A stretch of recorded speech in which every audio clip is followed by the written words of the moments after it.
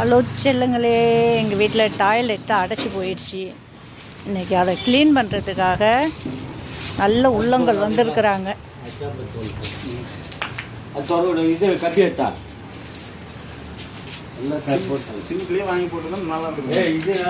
வாங்கி போட்டாச்சு.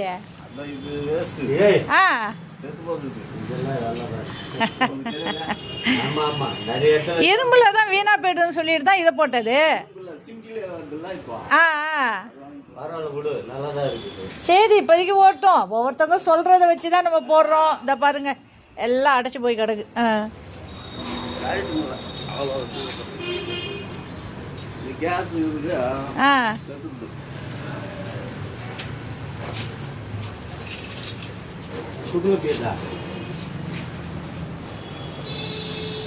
அவரு முதல்ல கறி போட்டு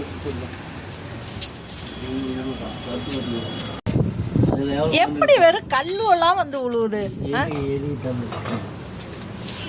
தண்ணி ஃபுல்லா போயிட்டு சைடுலாம் பூசலம்மா. இவங்க வெச்சாங்கல்ல, ஆமா, அதெல்லாம் பூசல. அதெல்லாம் கழுவிது எல்லாம் பாரு. எலி மண்ணு ஃபுல்லா ரொம்பிட்டு எலி அது மேல நடந்து போய் நடந்து வந்து பிரிட்ஜ் மேல போறோம். நெல் போடுற அந்த லைன் பூசா தான் போடுறதுதான். நேற்று வெறும் போயிட்டு அவங்ககிட்ட மாட்டிக்கினாங்க. மொத்தம் 6 சாம்பிளில் மண்ணாச்சு.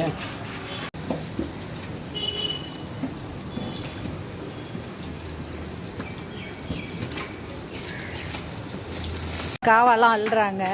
நீங்கள் நிற்க வேணாம், நீங்கள் போங்க, நாங்கள் அள்ளிட்டு சொல்கிறோன்னு சொல்லிட்டாங்க. அவங்களும் மனிதர்கள் தான், எப்படியாப்பட்ட வேலை செய்கிறாங்க.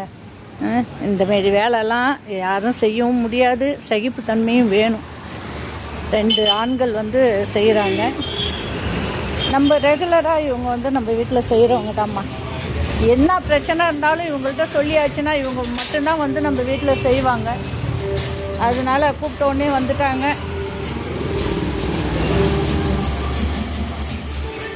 அவங்க வேலை செஞ்சிட்ருக்குறாங்கன்ட்டு நான் வந்தாச்சு. ஒரு வேலை நம்ம வீட்டில் வந்துக்கிட்டு தான் இருக்குது. 3-4 செப்டிக் இதுவும் அடைச்சிக்கிச்சுமா.